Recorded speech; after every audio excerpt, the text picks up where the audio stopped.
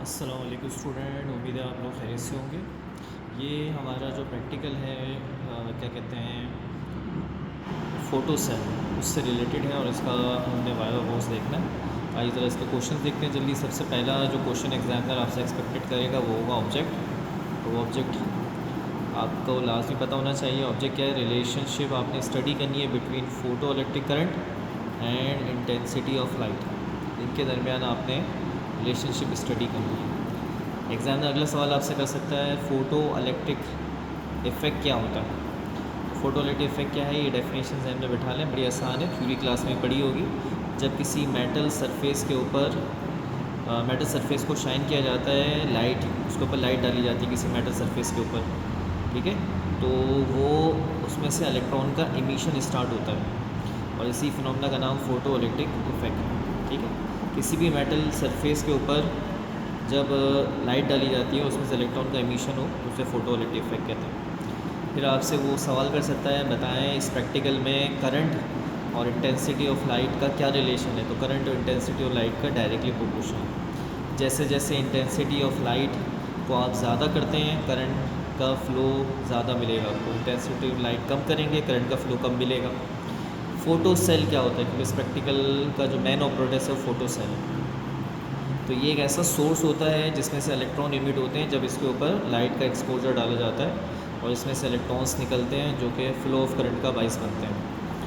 Photon क्या चीज़ है? तो फ़ोटोन को आप इस तरह से डिफ़ाइन कर सकते हैं, फ़ोटोन असल में पैकेट्स ऑफ एनर्जी हैं।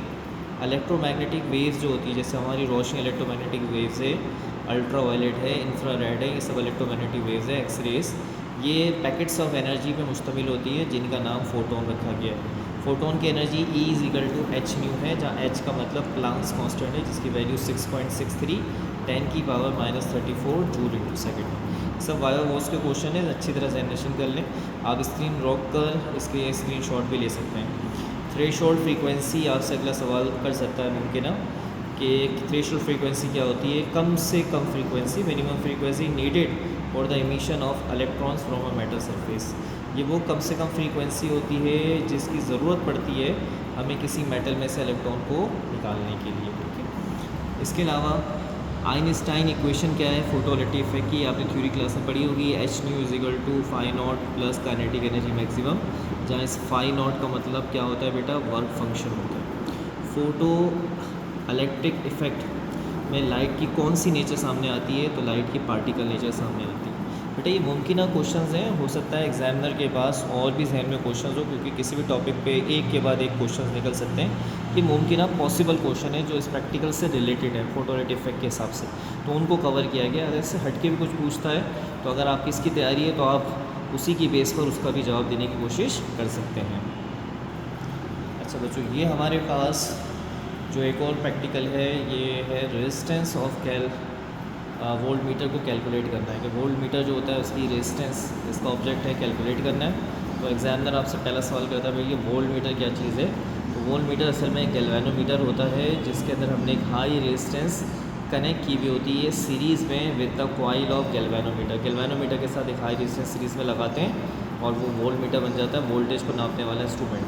तो वो आपसे पूछ सकता है बताएं इस हाई रेजिस्टेंस का फॉर्मूला आपको पता है?